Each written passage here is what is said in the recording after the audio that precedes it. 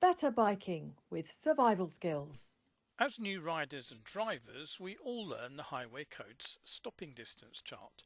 The numbers are drilled into us as if they were a law of physics. Let's take two of the figures.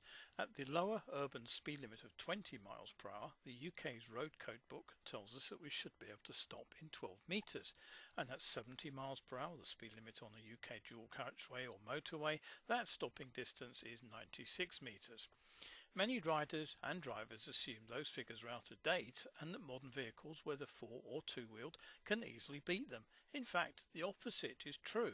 Those braking distances simply don't hold up in real life. Why?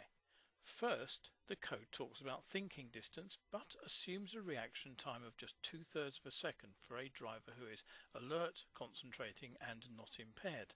But it's not quite as simple as that. This reaction time is about how long it takes for our brains to yell brake and for our muscles to move our foot or hand and foot on the bike to hit the brakes. Unfortunately, we only match this 2/3 of a second when we're expecting to brake. Expecting, that's the key word. We have to have anticipated the need to brake hard, such as when we're on the driving test and we know we're going to have to brake when the examiner tells us to. In real life, when we encounter real hazards, we're not primed like that. Before reacting, first we have to detect the hazard, second we have to recognize the threat for what it is, and third we have to decide that braking is the correct response. This is sometimes referred to as recognition or perception time, and it's completely missing from the highway code.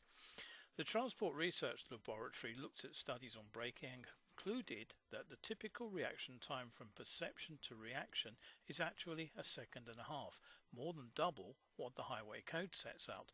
This means we can add 11 metres to our stopping distance at 30 miles per hour, and if we're on a dual carriageway and riding at 70 miles per hour, we can add an extra 25 metres to our stopping distance.